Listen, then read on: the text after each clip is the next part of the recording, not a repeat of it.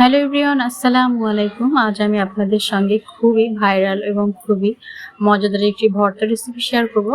আর সেটি হচ্ছে পেঁয়াজ রসুনের ভর্তা। এই ভর্তাটা খুবই অসাধারণ হয়, দেখতেও মাশাআল্লাহ অনেক সুন্দর হয়।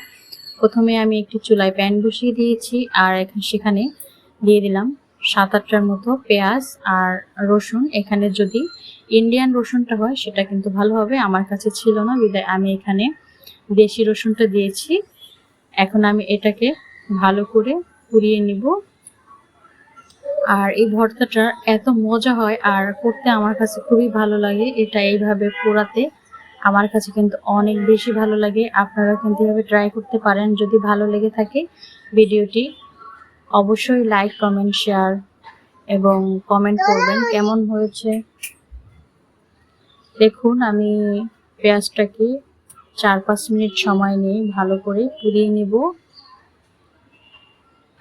একটি ঢাকনা দিয়ে দিয়েছি, তাড়াতাড়ি সিদ্ধ হয়ে যাবে আর এটা খুব সুন্দরভাবে পোড়া হবে। দেখুন একদম উপরের খোসাটা লাল লাল হয়ে গেছে আর এটা কিন্তু অনেকটাই সিদ্ধ হয়ে গেছে।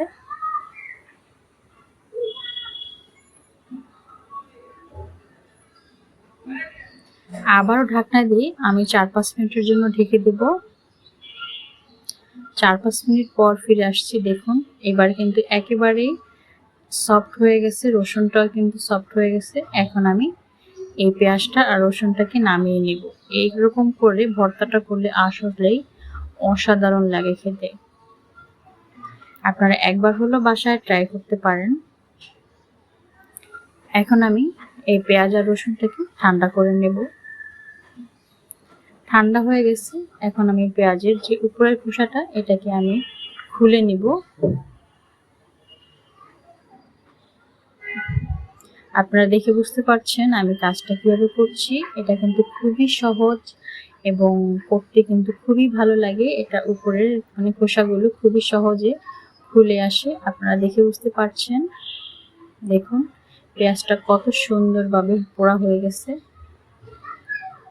এখন যেটার মাথায় পেঁয়াজের মাথায় যে একটা এক্সট্রা অংশ থাকে সেটাকে আমি কেটে নেব।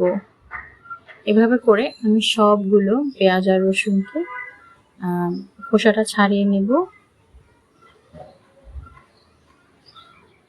দেখুন খুব সুন্দর করে পেঁয়াজটাকে আর রসুনটাকে খোসাটা ছাড়িয়ে নিয়েছি। এখন মূল রেসিপিতে চলে যাব। নিয়ে নিব মরিচ। আমি এখানে শুকনো মরিচটা নিয়েছি, তেলে একটু ভেজে নিয়েছি।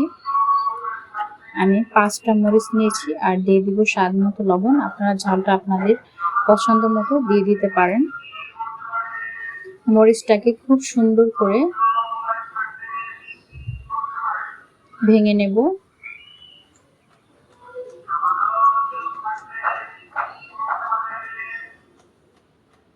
আর এই পর্যায়ে দিয়ে দিলাম বেশ খানিকটা ধনিয়া পাতা কুচি। এই ধনিয়া পাতা কুচিটা দেওয়ার কারণে কিন্তু এই ভর্তাটা আসলে খেতে অসাধারণ হয়।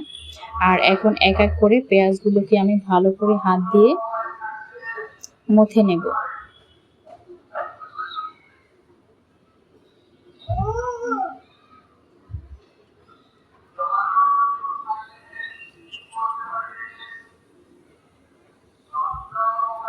দেখুন মাশাআল্লাহ এখনই দেখতে কতটা লোভনীয় হয়েছে। এরকম একটি রেসিপি যদি দুপুরে ভাতের সঙ্গে খিচুড়ির সঙ্গে থাকে তাহলে কিন্তু একদম জমে ক্ষীর হয়ে যাবে। এখন হাত দিয়ে খুব সুন্দর করে মুখে মুখে কিন্তু ভর্তাটা রেডি করে নিতে হবে। হাত দিয়ে যত প্রেসার দিতে পারবেন ভর্তাটা কিন্তু তত বেশি মজা হবে। আর এই পর্যায়ে দিয়ে দিলাম সামান্য পরিমাণে সরিষার তেল, কারণ একটু ফ্লেভার আসার জন্য। আর ভর্তায় মনে হয় যে সরিষার তেলটা না দিলে অসম্পূর্ণ থেকে যায়, চেষ্টা করবেন সরিষার তেলটা দেওয়ার। আবার অনেকেই আছে সরিষার তেলটা পছন্দ করেন না, সেক্ষেত্রেও নাও দিলে হবে। হাত দিয়ে দেখুন আমি কাজটা কিভাবে করে নিচ্ছি।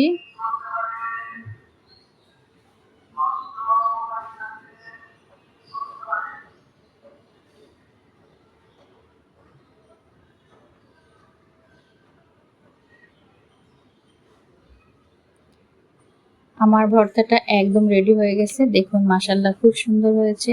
সবাই ভালো থাকবেন, সুস্থ থাকবেন। আর ভর্তাটা কেমন হয়েছে আমাকে অবশ্যই জানাবেন। খুদা হাফেজ।